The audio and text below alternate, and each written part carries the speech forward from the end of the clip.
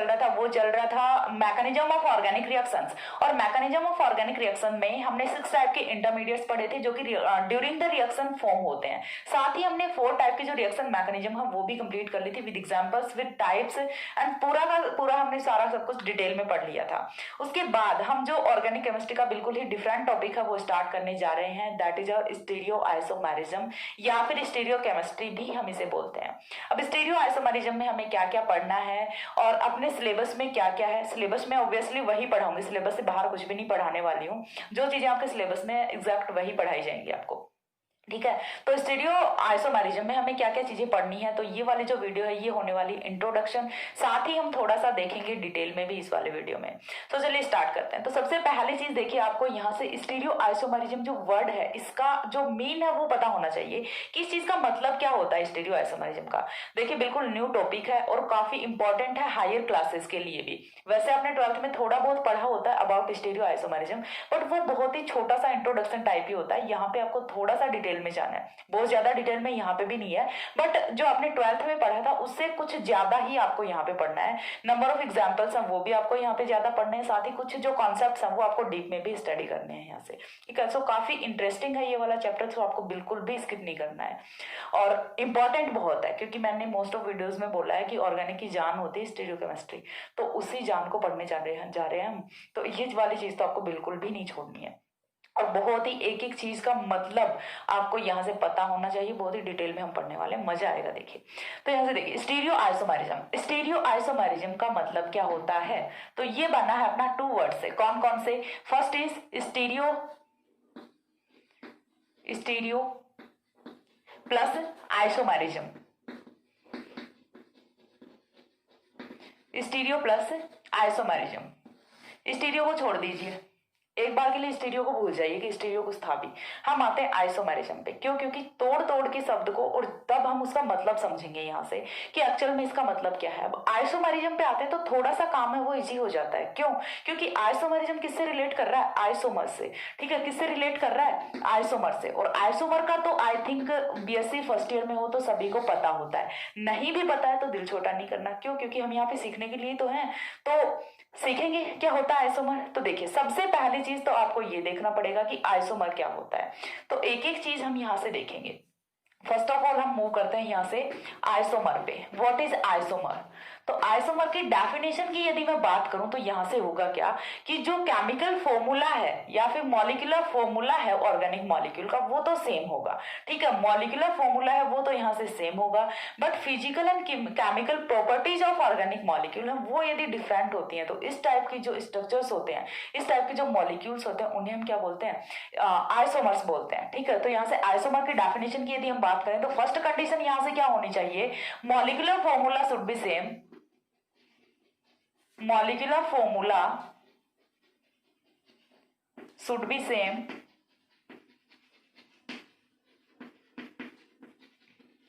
और दूसरा क्राइटेरिया यहां से क्या होगा? Physical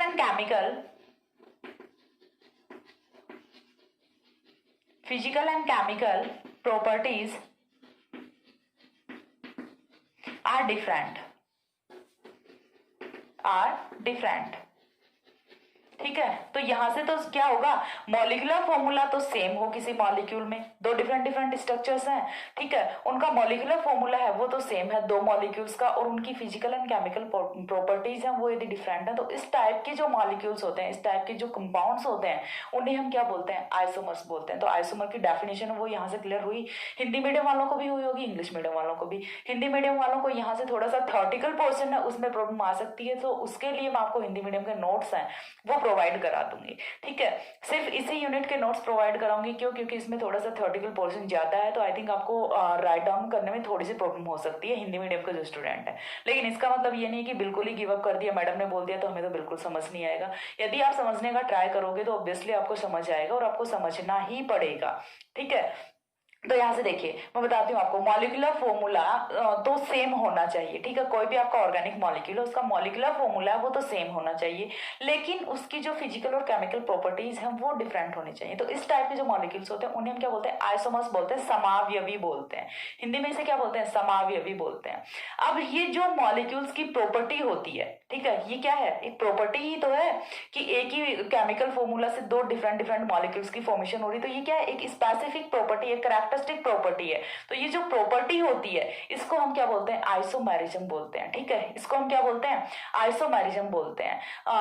this property of organic molecules to form isomers is known as isomerism, यानी कि आइसोमर्स को जो बनाने की ये जो प्रॉपर्टी है मॉलिक्यूल्स की, इसे हम क्या बोलते हैं, आइसोमेरिज्म बोलते हैं। अब आइसोमेरिज्म का कॉन्सेप्ट है वो यहां से हमारा क्लियर होता है कि आइसोमेरिज्म क्या होता है। बच गया कौन, स्टीरियो बच गया, तो इसे भी हम देखते हैं। तो जो अपना आइसोमेरिज्म है ये दो टाइप का होता है। ठीक है, आइसोमेरिज्म है ये अपना टू टाइप्स का होता है। यहां से कौन कौन से टू टाइप्स होते हैं पहले हम वो देखेंगे। तो चलिए हम इसे डिवाइड करते हैं। तो isomerism two types, first one is structural isomerism,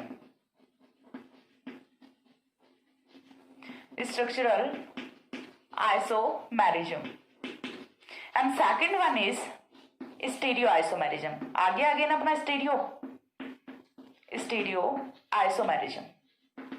अब चीजें थोड़ी आसान होने लगी हैं, क्यों, क्योंकि पहले हमने आइसोमेरिज्म का मतलब समझा। अब आइसोमेरिज्म का मतलब समझने के बाद ये पता चला कि सिर्फ स्टीरियो आइसोमेरिज्म ही नहीं होता, स्ट्रक्चरल आइसोमेरिज्म भी होता है।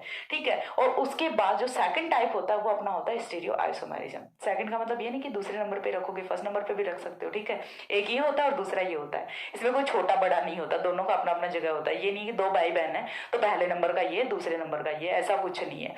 ठीक है, तो यहां से देखिए, अब हम पहले थोड़ा सा स्ट्रक्चरल आइसोमेरिज्म के बारे में देख लेते हैं। हालांकि ये आपके सिलेबस में नहीं है, बट फिर भी आपको थोड़ा सा पता तो होना चाहिए कि एटलीस्ट स्ट्रक्चरल आइसोमेरिज्म में होता क्या। स्ट्रक्चर दैट मींस क्या होता है, संरचना। तो इसे हम क्या बोलते हैं, संरचनात्मक समावयवता भी बोलते हैं। ठीक है, तो ये जो स्ट्रक्चरल आइसोमेरिज्म है ये क्या होता है। अब बात जब स्ट्रक्चर पे आ गई तो केमिकल फॉर्मूला है वो तो सेम होना ही चाहिए, तभी आइसोमर होगा, वरना तो आइसोमर हो नहीं सकता। तो फर्स्ट पॉइंट तो यहां से क्या होगा, chemical formula should be same. Chemical formula should be same। साथ में एक चीज और क्या हो गई, स्ट्रक्चर है वो यहां से डिफरेंट डिफरेंट होंगे। ठीक है, केमिकल फॉर्मूला सेम है तो फिर डिफरेंस कहां पे आएगा, स्ट्रक्चर्स पे आएगा। ठीक है, but structures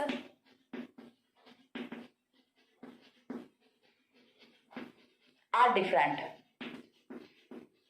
but structures are different. जब स्ट्रक्चर्स डिफरेंट हो गई तो ऑब्वियस सी बात है कि फिजिकल एंड केमिकल प्रॉपर्टीज पे तो इफेक्ट जाने ही वाला है। तो यहां से देखिए, ऐसा कोई भी मॉलिक्यूल, ऐसे कोई भी कंपाउंड जिनके मॉलिक्यूलर फॉर्मूला तो सेम होते हैं लेकिन जो स्ट्रक्चर्स है वो डिफरेंट होती हैं, तो इस टाइप के जो मॉलिक्यूल्स होते हैं उन्हें हम क्या बोलते हैं, स्ट्रक्चरल आइसोमर्स बोलते हैं। एग्जाम्पल के लिए आप कंसिडर कर सकते हैं यहां से, जैसे हमने यहाँ पे कोई एक केमिकल फॉर्मूला रख लिया। ठीक है, जस्ट लाइक मैंने एग्जांपल के लिए यहाँ पे कोई केमिकल फॉर्मूला रखा है। केमिकल फॉर्मूला मैंने यहाँ पे रखा C4H10O। ठीक है, ये केमिकल फॉर्मूला मैंने यहाँ पे रखा है। केमिकल फॉर्मूला चलो रख दिया, लेकिन ये कितने टाइप की स्ट्रक्चर्स की फॉर्मेशन कर सकता है वो चीज अब हम यहाँ से देखेंगे। तो देखिए, फर्स्ट टाइप की जो स्ट्रक्चर है वो हम यहाँ से क्या फॉर्म कर सकते हैं, CH3। आपको करना क्या है, कार्बन कितने रखने हैं, 4 रखने हैं, और साथ में हाइड्रोजन वो कितने रखने हैं, 10 रखने हैं, एक ऑक्सीजन रखना है। तो ऑब्वियस सी बात है, ऑक्सीजन है वो एंड पे तो हो नहीं सकता। क्यों नहीं हो सकता, क्योंकि बीच में ही आएगा, उसकी वैलेंसीज हैं वो 2 कंप्लीट करनी होती हैं। तो यहां से देखिए, आप कुछ इस टाइप से पॉसिबिलिटीज हैं वो रख के देख सकते हैं। एक स्ट्रक्चर हमने इस टाइप से ड्रॉ कर दी। इस स्ट्रक्चर में यदि आप काउंट करोगे तो नंबर ऑफ कार्बन है वो कितना है, 4 है, नंबर ऑफ हाइड्रोजन है वो 10 है, एंड नंबर ऑफ ऑक्सीजन है वो 1 है। एक स्ट्रक्चर तो ये हो गई, यहां तक तो हमें कोई प्रॉब्लम नहीं है। अब दूसरे स्ट्रक्चर पे हम आते हैं, तब आपको समझ आएगा कि आइसोमर्स क्या होते हैं। ठीक है, तो यहां से देखिए, दूसरी स्ट्रक्चर है वो क्या हो सकती है, CH3O, CH2, CH2, CH3। इस बार ही हमने केमिकल फॉर्मूला वही रखा। इस मॉलिक्यूल में भी यदि आप देखोगे तो आपको नंबर ऑफ कार्बन है वो 4 मिलेगा, नंबर ऑफ हाइड्रोजन है वो 10 मिलेगा, एंड नंबर ऑफ ऑक्सीजन है वो 1 मिलेगा। इस बार भी आपका केमिकल फॉर्मूला है, मॉलिक्यूलर फॉर्मूला है वो तो सेम ही है, बट स्ट्रक्चर है वो काफी डिफरेंट हो गई। ठीक है, स्ट्रक्चर है वो यहाँ से डिफरेंट हो चुकी है। देन यहाँ से आपको देखना है क्या, ये अपना क्या बन गया, मेथॉक्सी प्रोपेन बन गया। ये क्या था, एथॉक्सी एथेन था। दोनों मॉलिक्यूल्स हैं वो डिफरेंट हो गए ना यहाँ से। अब जो थर्ड पॉसिबिलिटी है वो यहाँ से क्या हो सकती है, तो वो कुछ इस टाइप से हो सकती है, CH3O, CH, CH3, CH3। इस वाले मॉलिक्यूल में भी यदि आप काउंट करोगे तो आपको नंबर ऑफ कार्बन है वो कितना मिलेगा, 4 मिलेगा, number of hydrogen 10 and number of oxygen 1 मिलेगा। तो देखिए हमने सेम केमिकल फॉर्मूला के साथ 3 डिफरेंट स्ट्रक्चर्स हैं वो ड्रॉ किए हैं। अब ये जो 3 डिफरेंट स्ट्रक्चर्स हैं, तीनों की फिजिकल एंड केमिकल प्रॉपर्टी है, उनमें भी काफी डिफरेंस आएगा। हाँ, ये चीज पता है कि इनमें जो फंक्शनल ग्रुप है वो अपना कौन सा, ईथर है। तो ईथर है तो कुछ केमिकल एंड फिजिकल प्रॉपर्टीज हैं वो सिमिलर हो सकती हैं, बट डिफरेंट तो है ना, स्ट्रक्चर है वो तो डिफरेंट है ना यहाँ से, ठीक है। तो ये जो ऑल 3 हैं ये क्या होंगे, आइसोमर्स होंगे, एक दूसरे के क्या होते हैं, ये आइसोमर्स होते हैं। और आइसोमर्स कौन से होते हैं, स्ट्रक्चरल आइसोमर्स होते हैं। क्यों, क्योंकि इनकी स्ट्रक्चर है वो डिफरेंट होती हैं, ठीक है। केमिकल फॉर्मूला सेम होता है बट स्ट्रक्चर्स आर डिफरेंट। तो इस टाइप के जो मॉलिक्यूल्स होते हैं इन्हें हम क्या बोलते हैं, स्ट्रक्चरल आइसोमर्स बोलते हैं। एक और एग्जाम्पल आप यहाँ से कर सकते हैं, दूसरा एग्जाम्पल है वो मैं यहाँ पे ऊपर लिख रही हूँ। दूसरे एग्जाम्पल के लिए हमने केमिकल फॉर्मूला है वो हम कंसिडर कर लेते हैं C3H6O, ठीक है। इस बार ही हमने केमिकल फॉर्मूला क्या लिख लिया, C3H6O लिख लिया। अब यहां से हम कितनी स्ट्रक्चर्स हैं वो बना सकते हैं, तो देखिए CH3 C+O CH3 एक स्ट्रक्चर आपकी यहां से पॉसिबल हो सकती है, काफी इजी स्ट्रक्चर है, इसे तो आप इजीली बना सकते हो। Number of carbon 3, number of hydrogen 6 and number of oxygen 1। एक स्ट्रक्चर तो आपकी यहां से ये फॉर्म हो गई। दूसरी स्ट्रक्चर है वो आपकी यहां से क्या फॉर्म हो सकती है, वो देखिए यहां से कुछ इस टाइप से होगी, CH3 CH2 CHO। चीज क्लियर हो गई। नंबर ऑफ कार्बन काउंट कीजिए 3, number of hydrogen 6 and number of oxygen 1। यानी कि यहाँ पे जो हमने कीटोनिक फॉर्म में रखा, यहाँ पे वो फंक्शनल ग्रुप कौन हो गया, एल्डिहाइड हो गया। एंड वी नो दैट कि एल्डिहाइड एंड कीटोन में काफी सिमिलरिटीज भी होती हैं तो काफी डिफरेंसेस भी होते हैं। तो चीज समझ आ रही है कि किस टाइप से सेम केमिकल फॉर्मूला के साथ मॉलिक्यूल्स हैं वो डिफरेंट प्रॉपर्टीज कंसिडर कर सकते हैं। और इसी टाइप के जो मॉलिक्यूल्स होते हैं उन्हें हम बोलते हैं स्ट्रक्चरल आइसोमर्स। क्यों, क्योंकि दोनों के स्ट्रक्चर में डिफरेंस है, ठीक है। एक में फंक्शनल ग्रुप है वो कहाँ पे आ रहा है, कार्बन चेन के बीच में आ रहा है, दूसरे में कहां पे आ रहा है, कार्बन चेन के एंड पे आ रहा है। That's why it is known as aldehyde and it is known as ketone. तो यही तो डिफरेंस हुआ ना, स्ट्रक्चर में डिफरेंस आ गया तो ये क्या होता है, अपना स्ट्रक्चरल आइसोमर होता है। तो ये हमने 2 एग्जांपल्स देखे स्ट्रक्चरल आइसोमर के। अब स्ट्रक्चरल आइसोमरिज्म है उसको आप यहीं पे भूल जाइए। आपको पता चल गया कि स्ट्रक्चरल आइसोमरिज्म क्या होती है, एग्जांपल्स आपने देख लिए, अब आप इसको यहीं पे छोड़ दीजिए। क्यों, क्योंकि स्ट्रक्चरल आइसोमरिज्म आपके सिलेबस में नहीं है, ठीक है। इसका मतलब ये नहीं है कि आपने इतना भी क्यों पढ़ा, कहीं इतना देख के मेरे को गालियां दो कि मैम सिलेबस में नहीं था तो क्यों पढ़ा है। कुछ चीजें ऐसी होती हैं बेटा जी जो कि थोड़ी समझनी जरूरी होती हैं।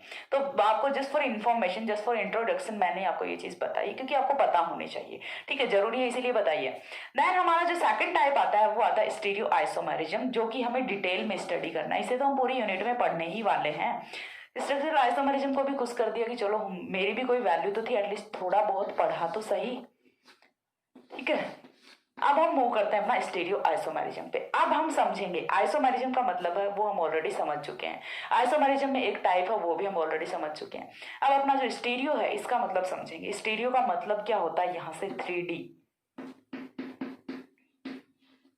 ठीक है। स्टीरियो का मतलब क्या होता है, 3D होता है।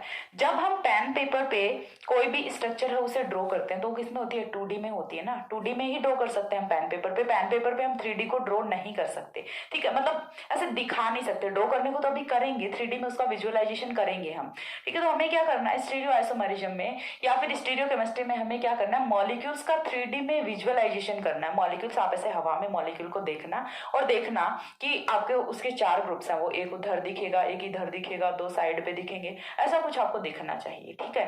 तो आपको यही जो इमेजिनेशन है ये आना चाहिए। यहाँ पे जिसकी इमेजिनेशन पावर वो अच्छी है उसको काफी अच्छे से समझ आएगा ये वाला टॉपिक। लेकिन ये बात नहीं है कि जिसकी इमेजिनेशन पावर नहीं है, जो बस आराम से खाली दिमाग लेके बैठे रहते हैं, उनको नहीं समझ आएगा। उनको भी समझ आएगा। क्यों, क्योंकि मैं इसलिए हूँ, समझाने के लिए ही हूँ। जब तक समझ नहीं आएगा पीछा नहीं छोड़ेंगे भाई। आपको यदि कुछ नहीं समझ आता है तो कमेंट सेक्शन में बोलिए, मैं फिर से उसी चीज को एक्सप्लेन करूंगी, क्योंकि काफी इंपॉर्टेंट है। अगेन बोल रही हूँ तो आपको बिल्कुल भी स्किप नहीं करना है।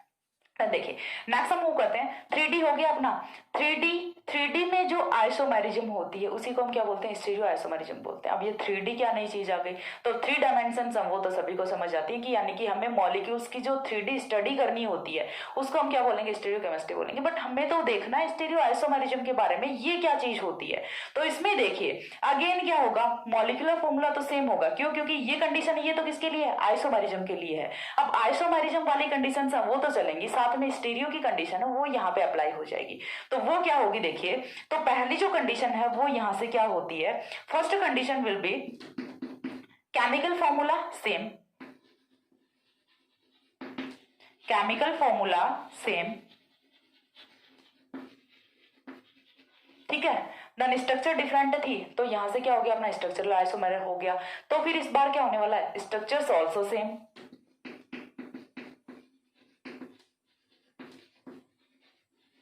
Structures also same.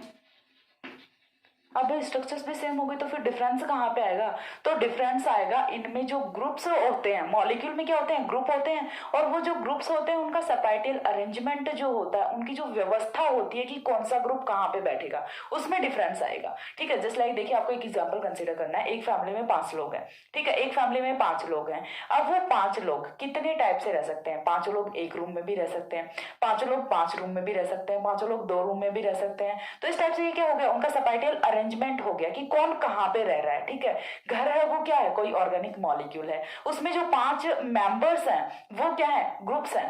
तो वो ग्रुप्स हैं वो किस टाइप से यहाँ पे रह रहे हैं, किस टाइप से उनका जो अरेंजमेंट है, किस टाइप से वो प्रेजेंट है वहां पे, वही क्या होता है, उनका अरेंजमेंट होता है।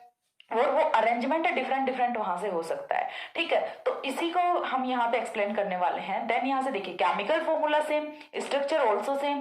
तो थर्ड पॉइंट है वो यहाँ से क्या होगा, फिजिकल केमिकल प्रॉपर्टीज हैं वो तो यहाँ से डिफरेंस होने वाली है। ठीक है, वो तो यहाँ से डिफरेंट होंगे ही होंगे, तभी तो ये आइसोमर की कंडीशन को फुलफिल करेगा। देखिए आपको बिल्कुल भी कंफ्यूज नहीं होना, पहले आप किसकी कंडीशन को फुलफिल करोगे, आइसोमर की कंडीशन को फुलफिल करोगे। आइसोमर की कंडीशन क्या होती है, मॉलिक्यूलर फॉर्मूला सेम होना चाहिए, तो वो तो मस्ट कंडीशन है यहाँ से, तभी तो आइसोमर की फॉर्मेशन होगी। Second condition, physical and chemical properties है वो डिफरेंट होनी चाहिए। 2 कंडीशंस हो गई। तो अब 2 कंडीशंस के बाद स्ट्रक्चर वाला बचा था, वो भी हमने कवर कर लिया कि स्ट्रक्चर है वो भी यहाँ से सेम होंगी। तो फिर क्या बच गया, spatial arrangement, spatial arrangement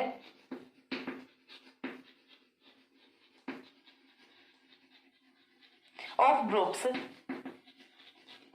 groups is different.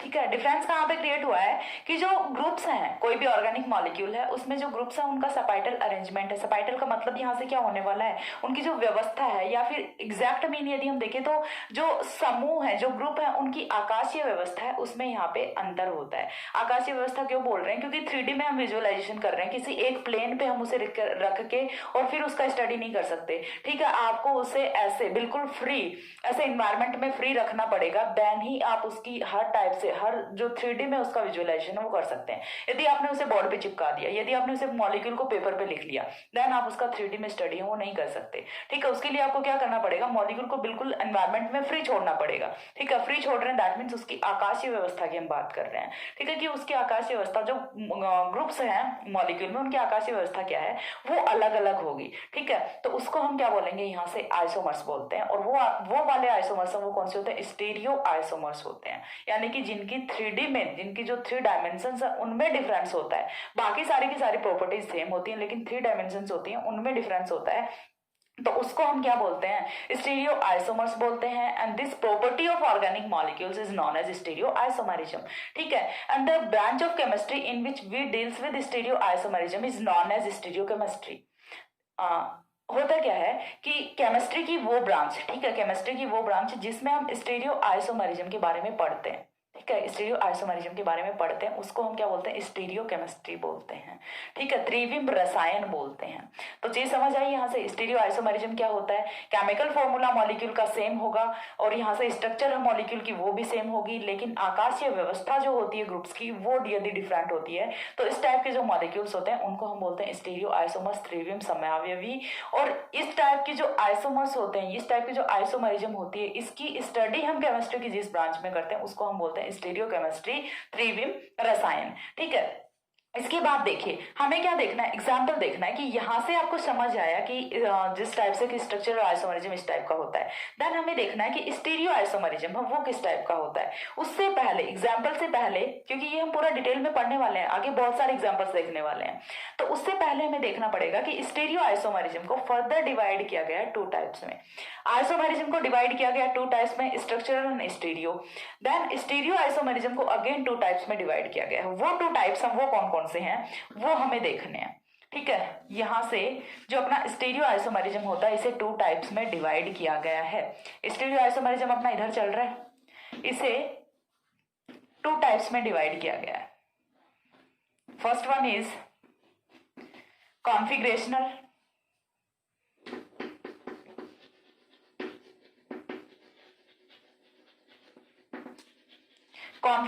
stereoisomerism, and second one is conformational.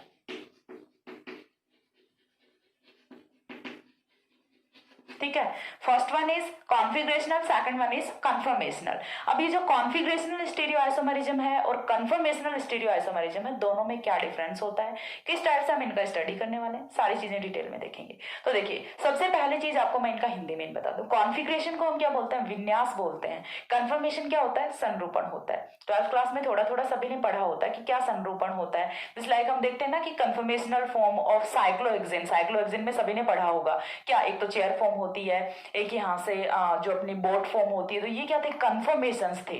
ठीक है, अब हम यहाँ पे जो डिटेल में स्टडी करेंगे वो किसका करेंगे, कॉन्फिगरेशनल का करेंगे। कन्फर्मेशन का है वो हम बाद में करेंगे, पहले हम यहाँ से स्टार्ट जो करेंगे वो करेंगे कॉन्फिगरेशनल स्टीरियो आइसोमरिज्म। तो कॉन्फिगरेशनल स्टीरियो आइसोमरिज्म है, ये होता क्या है, कॉन्फिगरेशन यानी विन्यास।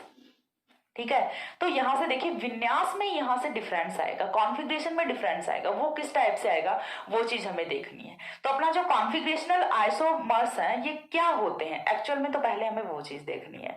तो ऐसा कोई भी मॉलिक्यूल जिसको हम बिना बॉन्ड ब्रेक करे उसके दूसरे आइसोमर में इंटर कन्वर्ट नहीं कर सकते। देखिए कन्फर्मेशनल आइसोमर का यदि मैं आपको एग्जांपल दूं तो कन्फर्मेशनल में देखिए सबसे सिंपलेस्ट जो एग्जांपल है वो हम किसका कंसीडर करते हैं, साइक्लोहेक्सेन का करते हैं। साइक्लोहेक्सेन के हम 2 कन्फर्मेशंस की स्टडी करते हैं, एक तो हम यहाँ से चेयर कन्फर्मेशन देखते हैं, दूसरा हम यहाँ से बोट कन्फर्मेशन देखते हैं। ये हमने चेयर कन्फर्मेशन ले लिया।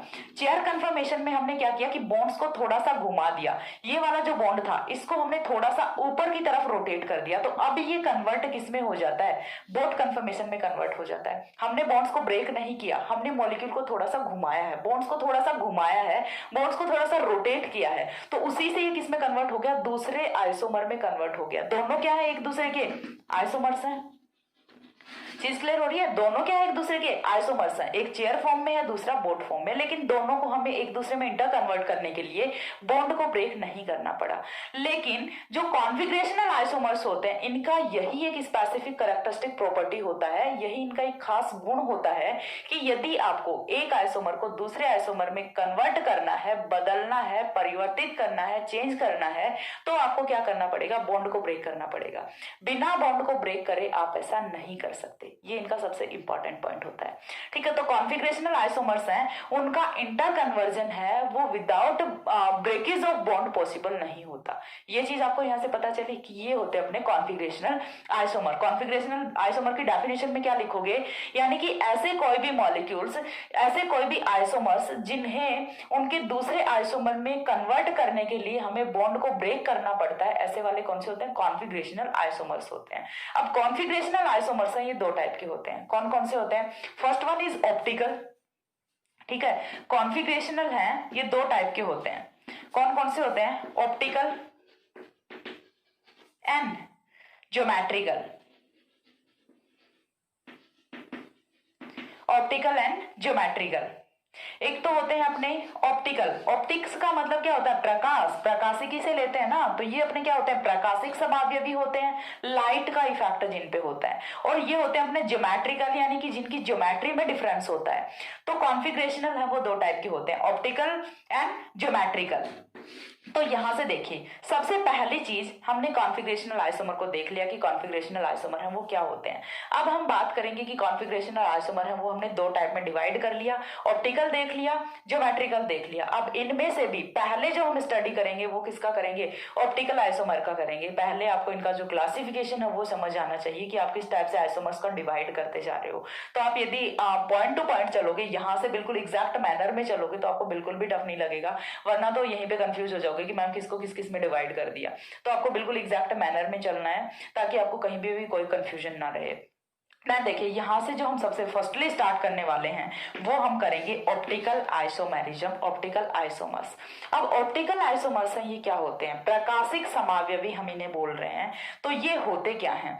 तो प्रकाशिक समावयवी की यदि हम बात करें तो देखिए, सबसे पहली चीज स्टीरियो आइसोमेरिज्म का पार्ट है, तो किसको फुलफिल करेगा? इन वाली कंडीशंस को फुलफिल करेगा। देन कॉन्फिगरेशनल का पार्ट है, तो इसकी जो कंडीशन है उसको भी फुलफिल करेगा। इसकी कंडीशन क्या थी? इसकी कंडीशन लिखी हुई है, ठीक है, तो ये आप रीड करिए। देन आपको देखना है कॉन्फ़िगरेशन की कंडीशन क्या थी, कि इसका जो दूसरा आइसोमर है वो बिना बॉन्ड को ब्रेक किए फॉर्म नहीं हो सकता, ठीक है। यानी कि हमें क्या करना है? खाली इमेजिनेशन करना है माइंड में कि हाँ ऐसा ऐसा हो सकता है। बाकी यदि आपको एक्चुअल में बनाना है तो आपको बॉन्ड ब्रेक करना ही पड़ेगा।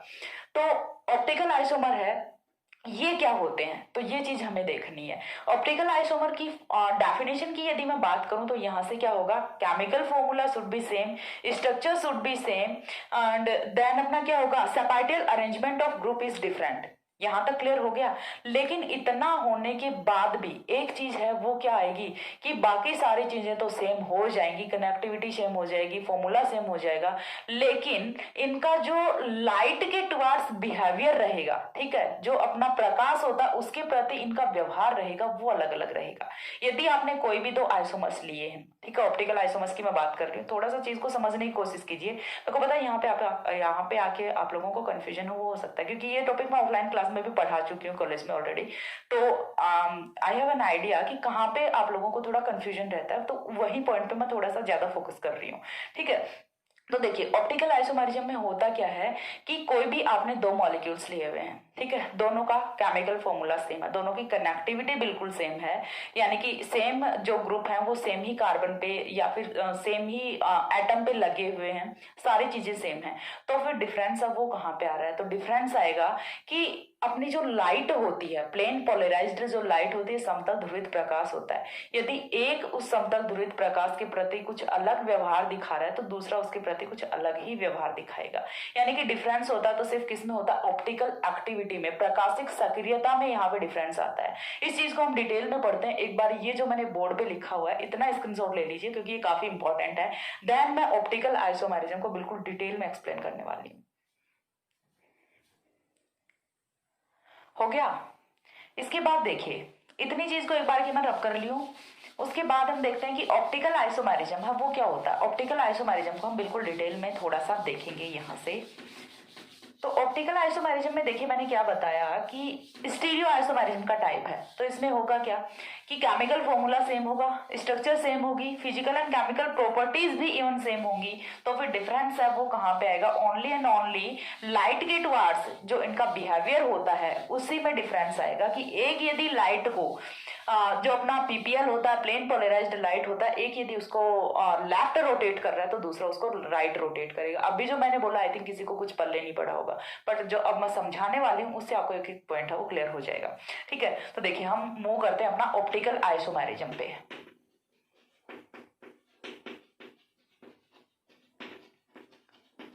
ऑप्टिकल आइसोमेरिज्म, ऑप्टिकल आइसोमेरिज्म में क्या होता है? सबसे पहली चीज तो ये, तो ऑप्टिकल आइसोमेरिज्म में अगेन हम क्या लिखेंगे? एक एक करके प्रॉपर्टीज लिखेंगे कि क्या क्या प्रॉपर्टीज होने वाली हैं। तो देखिए, first of all chemical formula same, chemical formula बोले या फिर मॉलिक्यूलर फॉर्मूला बोले, केमिकल फॉर्मूला सेम, ठीक है। पॉइंट्स में तोड़ तोड़ के लिखना, तभी आपको डेफिनेशन है वो इजीली यहाँ से बना पाओगे आप अपने अकॉर्डिंग। सेकंड पॉइंट है वो यहाँ से क्या होगा? Structure also same, structure also same, physical and chemical properties, physical and chemical properties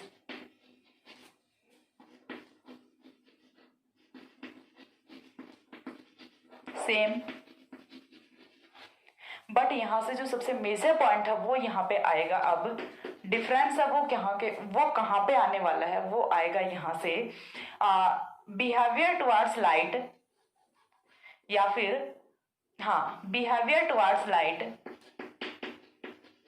behaviour towards light, और लाइट कौन सा? Plane polarised light, behaviour towards light, PPL लिख रही हूं इसे मैं ब्रैकेट में। पीपीएल का फुल फॉर्म है वो मैं अभी आपको लिख के बता दूंगी। Behaviour towards light is different, is different. PPL है वो अपना क्या होता है, पी, एक पी से प्लेन, दूसरे पी से पॉलराइज्ड और एल से लाइट।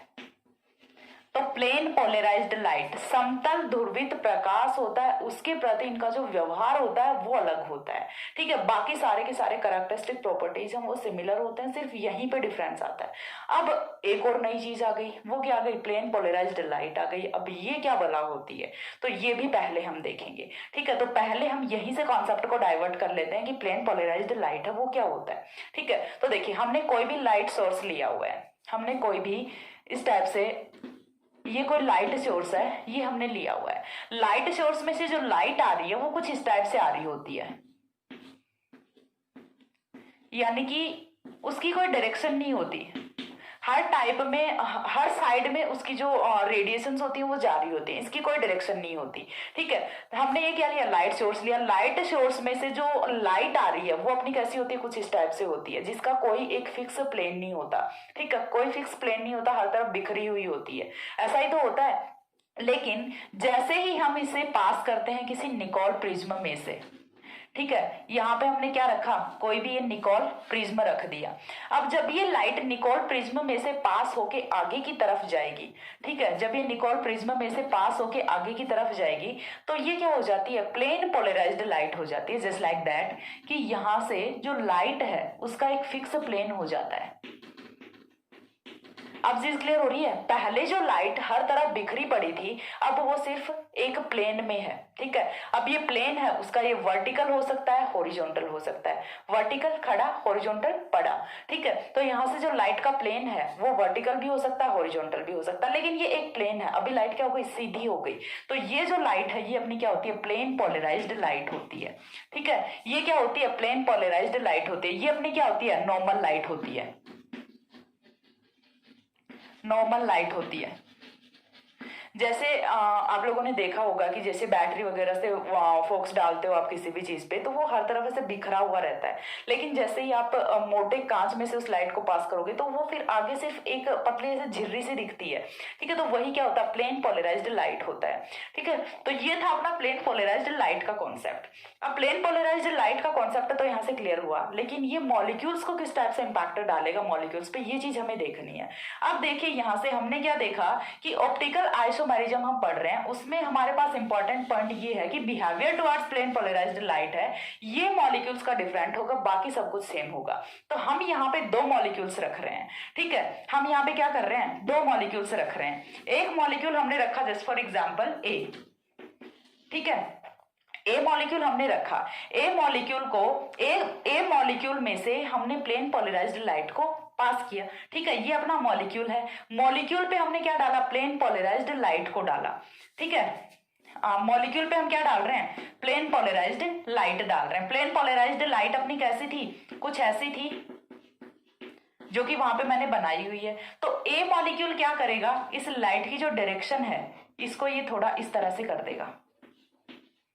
ठीक है, क्या कर दिया, थोड़ा सा क्लॉकवाइज इसे रोटेट कर दिया। ठीक है, क्या कर रहा है, क्लॉकवाइज रोटेट कर रहा है, रोटेट क्लॉकवाइज। इसी का सिमिलर मॉलिक्यूल हमने दूसरा कोई लिया बी। ठीक है, एक मॉलिक्यूल हमने लिया बी, बी पे अगेन हमने क्या डाला, प्लेन पोलराइज्ड लाइट डाला। अगेन सेम ही कॉन्सेप्ट है, प्लेन पोलराइज्ड लाइट है वो तो अपने पास सेम ही है। तो अब ये जो बी मॉलिक्यूल है ये क्या कर रहा है, हमारी जो प्लेन पोलराइज्ड लाइट थी कुछ इस टाइप की, ये इसे कुछ इस टाइप से रोटेट कर रहा है। ठीक है, क्लियर हुआ कॉन्सेप्ट है। पहले क्लॉक की जो अपनी सुई होती है घड़ी की वो किस टाइप से होती है, कुछ इस टाइप से सीधी होती है। अभी ये यदि इस टाइप से घूम रही है तो हम इसे क्या बोलते हैं, क्लॉकवाइज बोलते हैं। यदि ये उल्टी घूम जाए तो हम इसे क्या बोलेंगे, एंटी क्लॉकवाइज बोलेंगे। तो इसकी डायरेक्शन कुछ ऐसे ही लग रही है, एंटी क्लॉकवाइज। तो ये क्या हुआ है, रोटेट एंटी क्लॉकवाइज।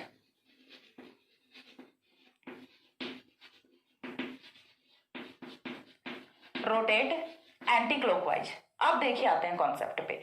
ऐसा कोई भी मॉलिक्यूल, ये जो दो मॉलिक्यूल्स हमने लिए हैं, इन दोनों की केमिकल फॉर्मूला सेम है, इन दोनों की स्ट्रक्चर सेम है, इन दोनों की physical and chemical properties same है, और यदि ये प्लेन पोलराइज्ड लाइट के टुवर्ड्स ऐसा बिहेवियर शो कर रहे हैं तो A and B will be isomers.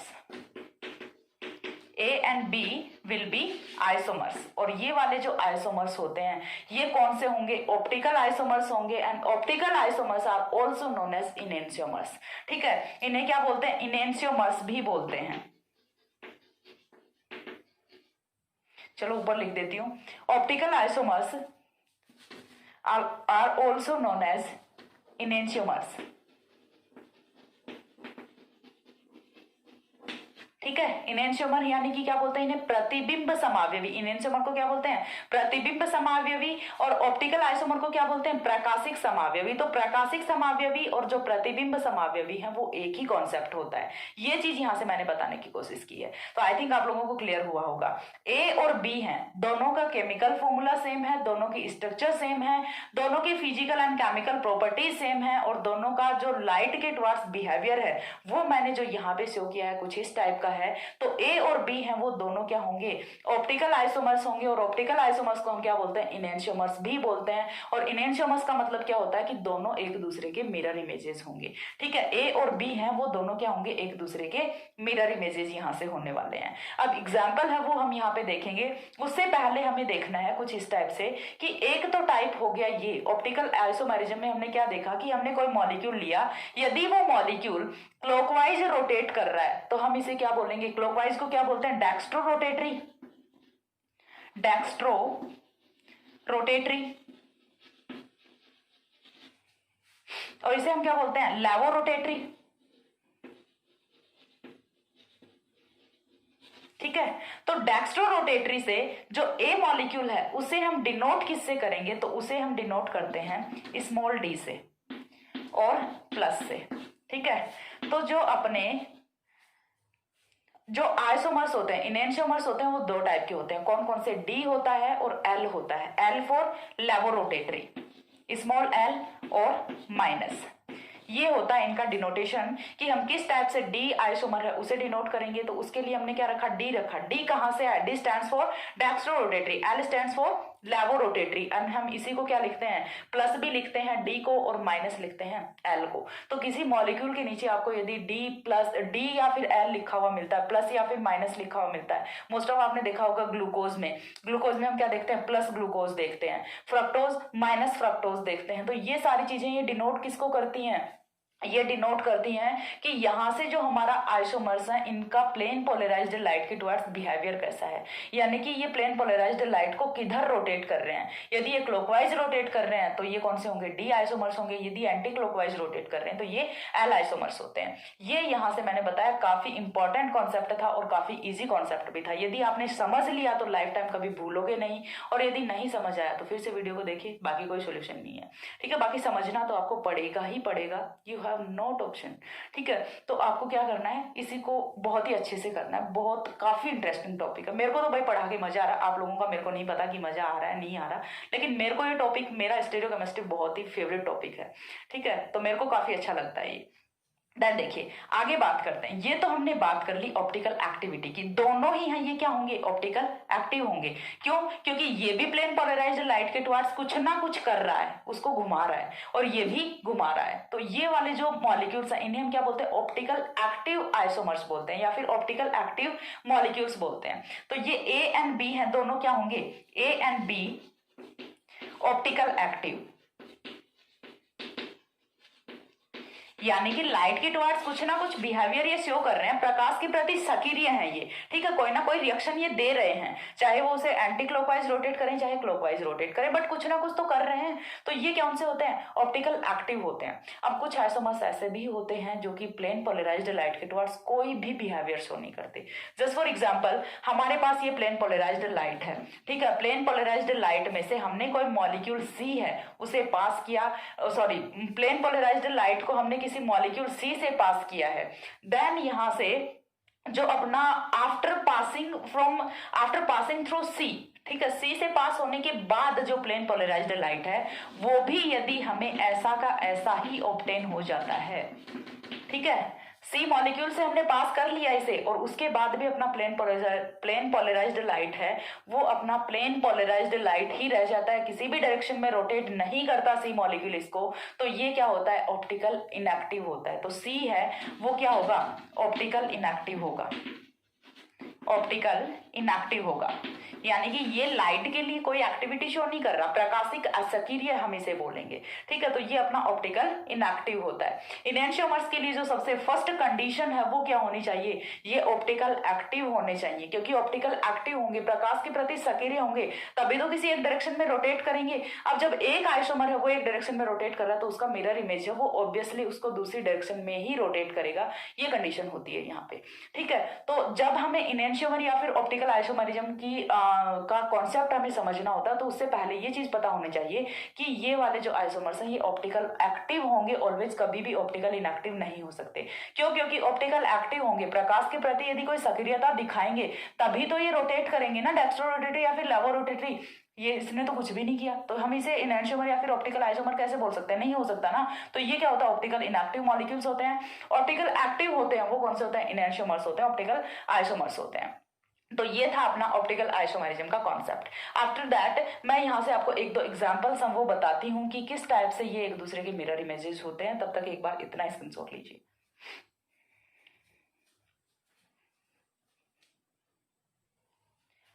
हो गया।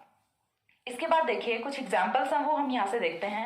एक एग्जाम्पल है वो मैं आपको बता देती हूँ, आपका पूरा का पूरा फंडामेंटल है यहीं से क्लियर हो जाएगा, हर एक डाउट आपका यहीं से क्लियर हो जाएगा और आपको कॉन्सेप्ट है वो भी समझ आ जाएगा कि एक्चुअल में इनैंशियोमर्स वो क्या होते हैं।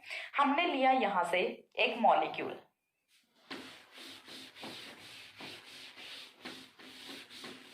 ठीक है, हमने यहाँ से एक मॉलिक्यूल रखा, एक मॉलिक्यूल हमने रखा ये वाला,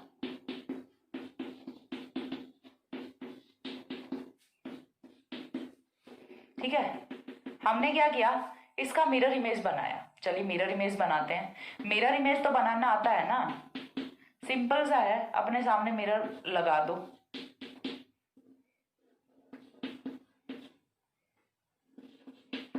आप यदि मिरर के सामने खड़े होते हो तो क्या होता है, आपका जो फ्रंट है वो मिरर का फ्रंट होता है, आपका जो बैक है वो मिरर का बैक होता है, यानी कि वो आपका क्या होता है, मिरर इमेज होता है, दर्पण प्रतिबिंब हम जिसे बोलते हैं। तो ये दोनों क्या है, एक दूसरे के मिरर इमेजेस हैं। अब यहां से देखिए आपको करना क्या है कि यदि ये वाला मॉलिक्यूल प्लेन पोलराइज्ड लाइट को क्लॉकवाइज रोटेट कर रहा है, तो ये कौन सा होगा, डी और प्लस। चीज क्लियर हो रही है। हमें नहीं पता कि ये किधर रोटेट कर रहा है, हम एक इमेजिनेशन कर रहे हैं। क्यों, क्योंकि हमें तो ये चीज पता है ना कि बिना एक्सपेरिमेंट के हम देख के नहीं बता सकते किसी भी आइसोमर को कि ये प्लेन पोलराइज्ड लाइट को किधर रोटेट करेगा। आपको यदि कोई सैंपल दे दिया जाए और बोले कि बताओ ये प्लेन पोलराइज्ड लाइट को किधर रोटेट करेगा, तो वो चाहे आपके हाथ में रख दो या फिर किसी बड़े प्रोफेसर के हाथ में रख दो, कोई भी उसे देख के नहीं बता सकता कि ये मॉलिक्यूल है ये प्लेन पोलराइज्ड लाइट को किधर रोटेट करेगा। तो फिर ऑप्शन क्या होता है कि उसे रखो प्लेन पोलराइज्ड लाइट में, देन वो लाइट उससे पास होती है, उसका ऑब्जर्वेशन करो कि उसने उसे किधर रोटेट किया है। यही एक तरीका होता है कि जिससे कि आप आइसोमर की जो ऑप्टिकल एक्टिविटी है उसे डिटरमाइन कर सकते हो। अदरवाइज आप देख के ना आप बता सकते हैं, ना मैं बता सकती हूँ, ना ही कोई और सीनियर प्रोफेसर बता सकते हैं, ठीक है। ये आपको कॉन्सेप्ट पता होना चाहिए। तो हमने क्या किया, एक इमेजिनेशन किया है कि यदि ये वाला मॉलिक्यूल है ये लाइट को डेक्स्ट्रो रोटेटरी रोटेट कर रहा है, क्लॉकवाइज रोटेट कर रहा है, तो ये वाला मॉलिक्यूल है ये ऑब्वियसली किधर करेगा, लेवो रोटेटरी रोटेट करेगा, ठीक है, एंटी क्लॉकवाइज रोटेट करेगा। और दोनों हैं वो एक दूसरे के क्या होंगे, इनैंशियोमर्स होंगे, ठीक है। दोनों हैं वो एक दूसरे के क्या होंगे, इनैंशियोमर्स होंगे।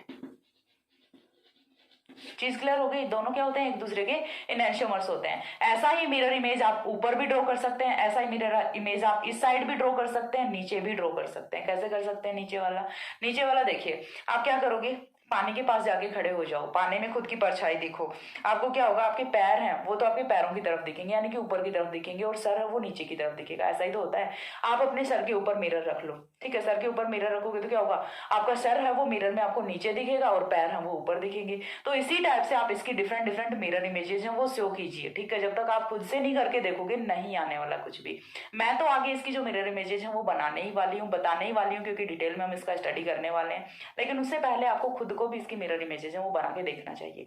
इनैंशियोमर्स का कॉन्सेप्ट है वो आई थिंक आपका यहाँ से क्लियर हुआ होगा कि इनैंशियोमर्स क्या होते हैं, ऑप्टिकल आइसोमर्स क्या होते हैं। Optical isomers are also known as enantiomers and enantiomer जो ऑप्टिकल एक्टिविटी शो करते हैं वो इनैंशियोमर होते हैं, एक दूसरे के मिरर इमेजेस होते हैं। मिरर इमेजेस ऐसे कि जो एक दूसरे को सुपर इम्पोज नहीं कर रहे। बाकी सारी की सारी जो कैरेक्टरिस्टिक प्रॉपर्टीज हैं वो हम जो आगे आने वाली वीडियोस हैं उनमें देखने वाले हैं।